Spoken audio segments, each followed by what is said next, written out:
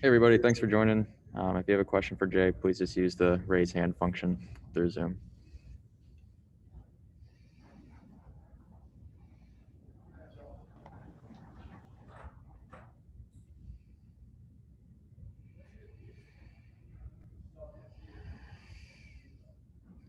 All right, we'll start off with Mark Dibber.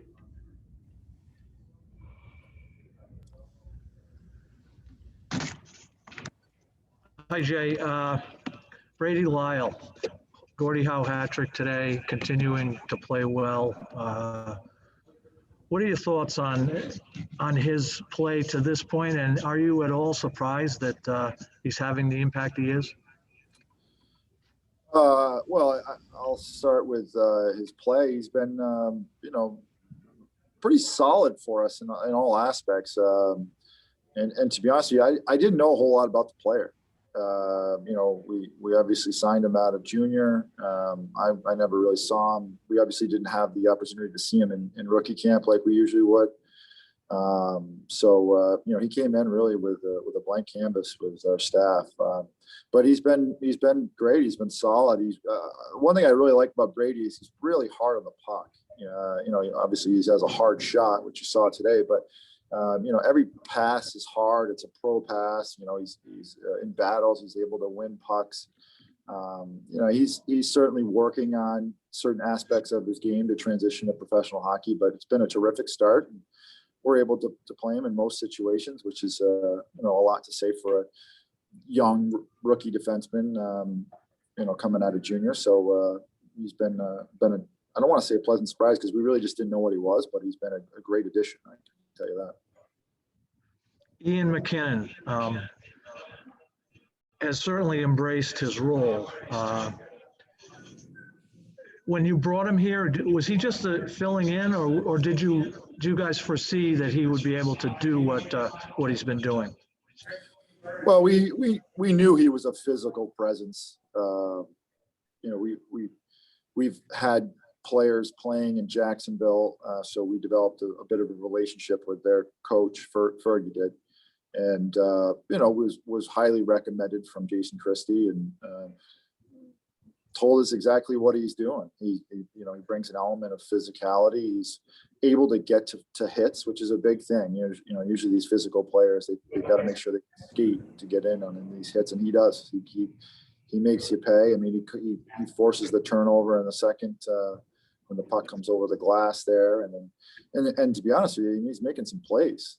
Makes a nice play to Pavs on that goal, and then along with all that comes some physicality. He obviously gets into a fight today towards the end. Another tough customer in this league, and does a great job. So we knew he was a physical player, and obviously didn't know a whole lot about his up and down play is out there on the ice, but he's another one that's been able to come in and fill a role for us and play regular minutes. Thanks, Jay. Hey, buddy. All right, we'll send it over to Joe McDonald. Hey, Jay. Hey, Joey Mac. When you look at the organizational depth at goaltending, just how does that bode well for the future, with this organization? Well, I've said it before, goaltending is everything. It's just everything. And so we are blessed in our organization to have, 6 real solid goaltenders that give us a chance to win, at certain levels. So, Buther comes in today. I think he played one game in East Coast League, which I think was like in November maybe, or it might have been December, but doesn't play a game until March 15th and goes out there and gets a nice win. And in all honesty, it was close to a shutout. So does a nice job. And then, obviously Vlad and Sway are up with the big boys right now. And they've both done very well, for the first 12 games here.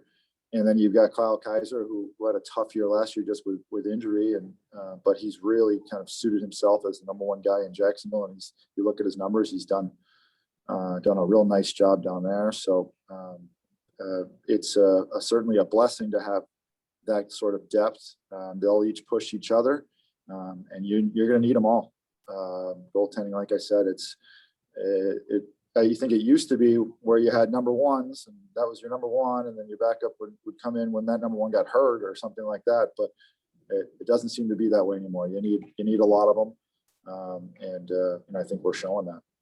Depending on what happens tomorrow, Butch had told us this morning that decision will be made tomorrow, whether it's Vlad or Swayman going in tomorrow night. For either one of those, for each of those guys, for Vlad to get that opportunity, how big would that be? But for a guy like Jeremy, if it's his game, the last calendar year for this kid has been unbelievable, so just those two guys specifically, just what do you think? Well, I think they're both deserving. I obviously Jeremy's sample size is smaller than Vlad's, but he's been very impressive with his start. And obviously he showed at Maine the type of elite goaltender that he was.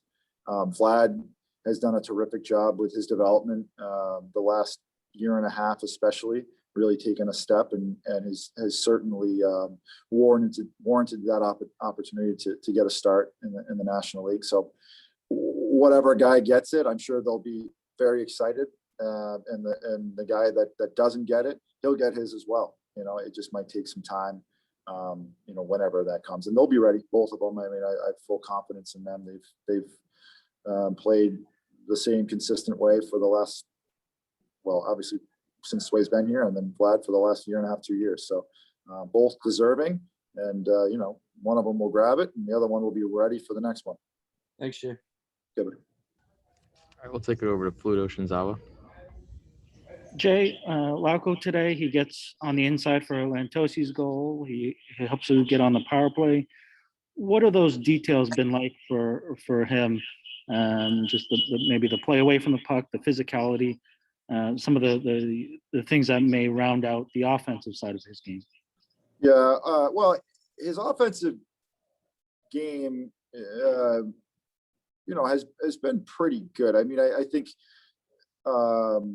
he's coming from I think earlier this year when he was playing over in Czech. That league is really a lot different than North America. They're similar to soccer, where there's a very much like a 1-4 formation. They back up a lot. There's not a lot of forecheck and aggressiveness. And Laux, when he's effective, that's all he is, And so I think offensively, we've gotten into a place where he's able to use his speed on forechecks, and then obviously when he gets the puck back, he's really good with puck protection, like you saw. Getting on the inside of players positionally. But I think one thing we've tried to work on with him is just being aggressive, having a good stick, attacking from the inside, understanding that we want you to jump on a D-to-D because you're going to have a reloading forward above you. Whereas in the past, I think he's used to backing up, especially if he sees a guy looking at him. So that's where I think the game's going to change for Laux, and I think you're seeing it, frankly. And then defensively, I thought he was actually pretty good today. He's got to stop in his own end and use his stick. He's very willing to block shots, and he's very willing to be physical. So he's got all the tools. He's just kind of working on it, but certainly been a real nice piece for us in a lot of different ways. And that speed, you saw it today in the second there. That guy didn't have a chance against that speed. You can't really find that many places.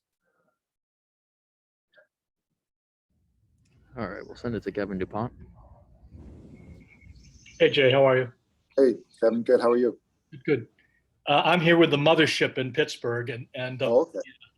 of the 3 kids you shipped up yesterday, it looks like only Kuhlman will play. But could you give me bullet points for each, how they've come along here for the first month or so? Yeah, sure. Well, Cooley's speed, puck possession, real smart player. Played a bit of power play with us, but mostly 5-on-5 and penalty killed. Had a really strong game with him and McKegg last game. They possessed the puck like you read about. They were a force to deal with really the most of the night. Steen has been inside, real pest to play against. Played center most of it. really good in his own end. Starting to get a shooter's mentality, and you're starting to see some production, and can make some high-end plays. He's actually been playing with Bleed, and the two of them together are nice. But I mean, when he's on the ice, and the other team does as well. He's buzzing around. I think he's picked up a step. He's really able to get in on the forecheck and create with his speed.